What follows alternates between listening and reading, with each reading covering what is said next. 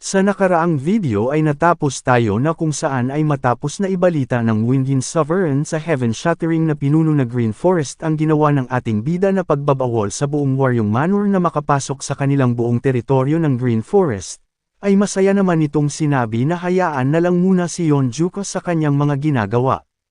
Sa nangyari ay mariin naman itong tinutulan ng Winding Sovereign dahil sa hahayaan lamang nilang gawin ng ating bida ang kanyang mga kagustuhan, at ang direktang pagsuway sa kanila ay isang kalapastanganan, nang bigla naman siyang tinawag ng kanilang pinuno, at sinabi dito na sa tono at lakas ng kanyang pananalita ay baka akalain ng iba na siya ay ang Commander-in-Chief ng kanilang Green Forest. Sa nangyari ay bigla naman na natakot dito ang Windgale Sovereign at napapasabi na ang titig nito ay ang titig sa kanyang huling 4 na linggong impyernong pagsasanay. Kaya naman dahil dito ay wala na siyang nagawa pa at agad na sinunod ang ipinag-uutos nito. Ngunit sa isip niya ay galit itong napapasabi na mapapabagsak din niya ang ating bida sa mga susunod na pagkakataon. Sa isip naman ng kanilang pinuno ay masaya itong napapasabi na hindi naman siguro masama na maglagay siya ng tali dito sa pamamagitan ng pabor sa kanilang hindi maula ang pinuno ng main patrol na si Yonjuka. Matapos ay sinabi nito sa kanyang anak na ang patungkol sa Waryong Manor, ay nais niya na maimbestigahan kung papaanong may kaugnayan ang ating bida dito, nang bigla naman siyang tinignan ng maamo ng kanyang anak. Kaya naman dahil dito ay wala na siyang nagawa pa, at sinabing panalo na siya, kaya naman kapag nawala na ang kanyang kalasenggan at sa paglitaw ng araw kinabukasan ay maari na siyang umalis.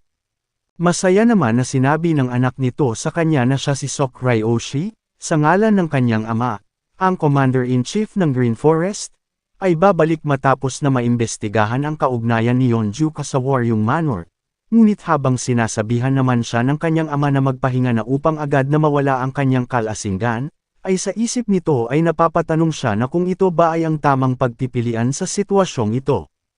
Matapos nito, nang sumapit ang umaga, ay agad naman na naghanda si Ryoshi sa kanyang paglalakbay patungo sa Mount Wufeng hideout.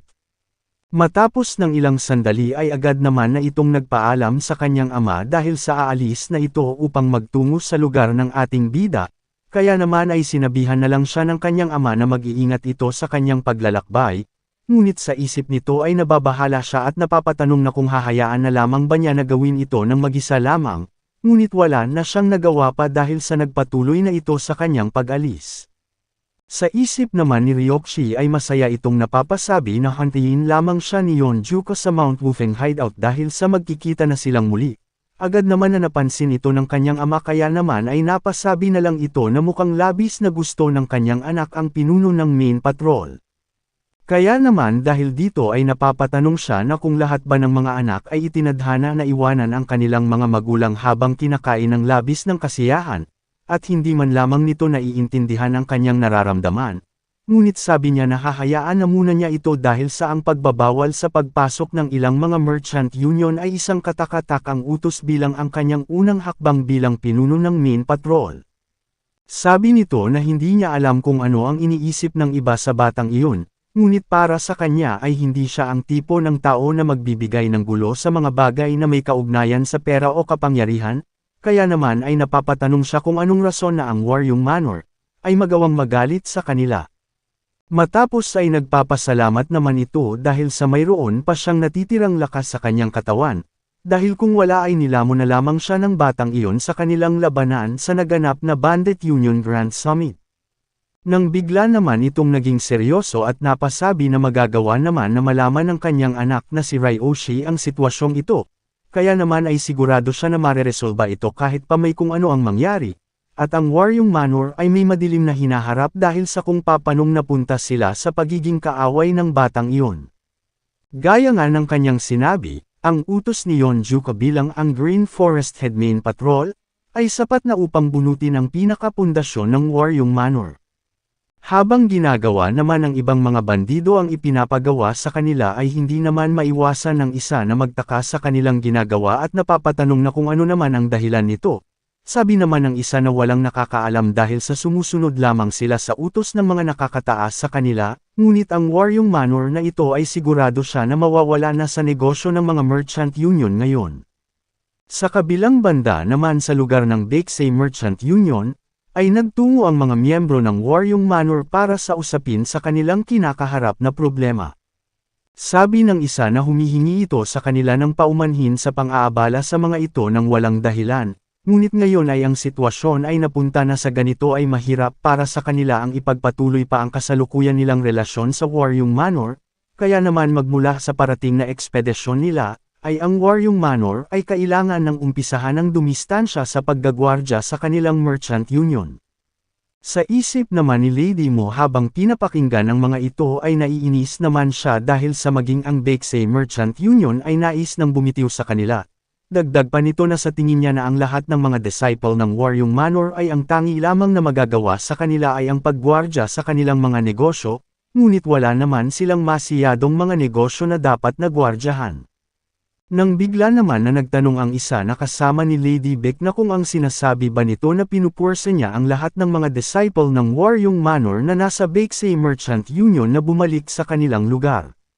Sabi naman ng isa na hindi niya mismo sinabi ang bagay na iyon, nang bigla naman na nagsalita ang kasama nito at sinabi na huwag nilang masamain ang kanilang mga sinasabi, dahil sila ay mga merchant, kaya naman ay tinanong niya ang mga ito na kung hindi naman siguro nila inaasahan na magpatuloy pa sa kanilang negosyo kasama sila nang alam nilang malaki ang magiging pagkalugi ng mga ito. Dagdag pa niya na nais pa nilang magpatuloy sa kanilang kontrata sa Waryong Manor kaya naman ay nais nilang palakihin pa ang ilan sa kanilang mga negosyo na mayroon sila, kaya naman kung magkataon ay hindi na nila pa kailangan na paalisan ang kanilang mga disciple. Masaya naman na sinabi ni Yon Soljo na kung ang ibig sabihin ba nito ay ang lahat ay mareresolba na, at panalo ang lahat sa bagay na iyon. Sa isip naman ng kanyang ina ay naiinis ito sa inaasal ng kanyang anak dahil sa edad nito ay kitang-kita na wala itong alam sa mga nangyayari, at ang mga ito ay totoong mga merchant dahil sa hindi gagawa ang mga ito ng ganong mga pabor sa para kanino nang walang magiging kapalit. Sinang-ayunan naman ng isa ang sinabi ni Yon Soljo, at sinang-ayunan naman ito noong nakaraan ni Miss Beck, na kung tutulungan sila ng mga ito na may makuha na kahit na ano sa Samjin Merchant Union, ay ang Waryong Manor at ang kanilang Merchant Union ay maaring maipagpatuloy ang ugnayan na gaya ng dati.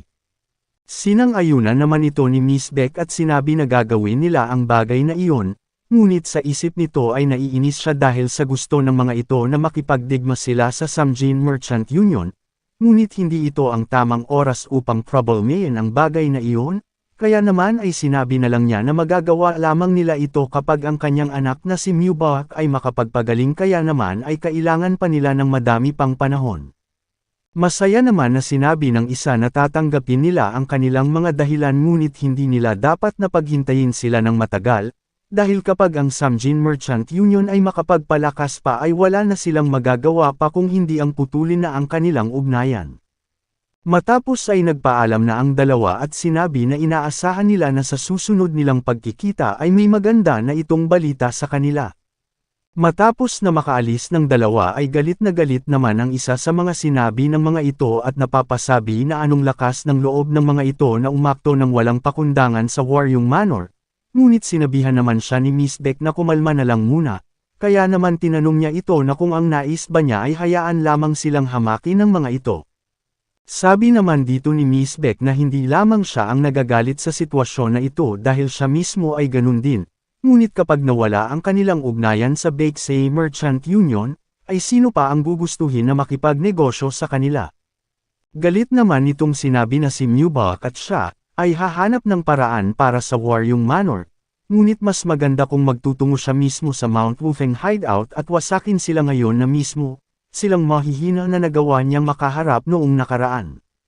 Sabi naman dito ni Soljo na ito ay dahil sa ang tinatawag nilang Green Forest Head Patrol ay wala noong siya ay napadaan sa kanilang teritoryo, ngunit maari kung ito ay ang kanyang kapatid na si Mewbach ay maari pa na magawa iyon, ngunit sa tingin niya na para sa kanya ay tanging 5 atake lamang ang itatagal nito, nang bigla naman na napatayo ito at tinatanong si Yon Soljo na kung sino ba ang may gawa ng kalat na ito. Dahil dito ay galit naman silang pinahihinto ni Miss Beck, na agad naman na sinunod ng dalawa. Matapos ay napatanong na lang siya na kung mayroon pa bang ibang paraan sa bagay na iyon, sila na walang magawa sa kamay ng mga hamak na bandido na iyon. sa nangyari ay parang ang pag-iyak ni Baekmiju ay narinig ng Heavenly Sword Supreme na si Liu Ejeong, ay nagtungo ito upang siya na mismo ang umaksyon ng sitwasyon. Kung umabot ka na sa parte ng video na ito ay maaari lamang na i-click ang like at super thanks sa baba bilang pagsuporta. Maraming salamat. Sa lugar ng Heaven Sect, ay nagtungo naman ang matanda sa kwarto ng kanyang anak na sect leader, kaya naman ay tinanong siya ni Soman na kung bakit hindi pa ito natutulog ngayon, nais pa sana siyang batiin ng formal ng kanyang anak. Ngunit sinabihan naman niya ito na hindi na niya pa kailangan na tumayo dahil sa napadaan lamang siya dahil sa nag-aalala siya dito. Matapos na makaupo ay tinanong naman niya kung ayos na ba ang pakiramdam ng kanyang braso, sinang-ayunan naman niya ito dahil sa mas mabuti na ang kanyang pakiramdam ngayon, subalit nag-aalala siya dahil sa nadungisan niya ang pangalan ng kanilang Heaven Sect, at labis siyang humihingi dito ng paumanhin. Napatanong naman si Soman sa ginagawang ito ng kanyang ama at tinanong kung talaga ba na humihingi ito ng paumanhin sa kabila ng kanyang kalagayan ngayon, na sinang-ayunan naman nito. Sabi naman dito ng matanda na wala siyang panahon na marinig ang mga salitang iyon mula sa kanyang anak na nawala ng kanyang isang braso para sa kabutihan ng lahat, kaya naman ay sinabihan niya ito na huwag na siyang mag-alala pa at babanggitan sa kanya ang bagay na iyon. Nang bigla naman na sinabi nito na ang Chaos Sword Demon ay isa lamang madaling kalaban noon, kaya naman ay tinanong niya ito na kung anong nangyari upang magtamo siya ng ganitong pagkakapinsala, agad naman siyang sumagot dito at sinabi na ang Yum Cult ay sa tingin niya na gumagamit ng kung tawagin nila ay superpower. Ang lakas ng kanyang martial arts ay hindi gaanong nagbago mula noon, ngunit ang kanyang aura ng muli niyang makaharap ito ay hindi maipalawanag na kakaiba at nagawa na din itong maabot ang level na mas pataas pa sa kalangitan. Nagtaka naman sa sinasabing superpower ng mga ito ang matanda at kung ang sinasabi ba niya ay ang Yum Cult ay gumagamit ng ganung bagay upang mapalakas ang kanilang martial prowess, at gamit ang kakaibang abilidad na ito ay nag-udyok sa kanila na magbigay ng kaguluhan sa mundo. Sinang-ayunan naman niya ito at dagdag pa niya na maging ang Mount Wufeng hideout ay kahinahinala din, kaya naman ay may nais itong itanong sa kanyang anak na ilang mga katanungan. Dahil mula sa kanyang mga narinig na ang batang bandido na kilala sa Mount Wufeng hideout ay mayroong hindi maipaliwanag na malaking halaga ng martial energy para sa kanyang edad, kaya naman ay pinaghihinalaan niyang nakakuha ito ng kung tawagin ng Yum Cult ay ang superpower. Sabi naman ng matanda na kakaiba nga ang bagay na iyon ang magawang lampasan ang level ng kalangitan gamit lamang ang superpower, kaya naman ay tinanong niya si Soman na kung ano ang masasabi niya sa bagay na iyon. Sa nangyari ay napaisip naman siya, at dahil sa wala itong maisip, ay sinabi na lang nito na nagawa lamang siyang pabagsakin ng binatang iyon nang walang kahit na anong tamang pakikipagpalitan ng atake. Sa nangyari ay nadismaya naman ang dalawa at napasabi na para sa isang anak ng Heaven Sect ay sa papaanong paraan na wala itong kahit na anong alam sa bagay na iyon, sabi naman ng matanda na ayos lamang ito dahil sa masyado pa naman ding bata si Soman.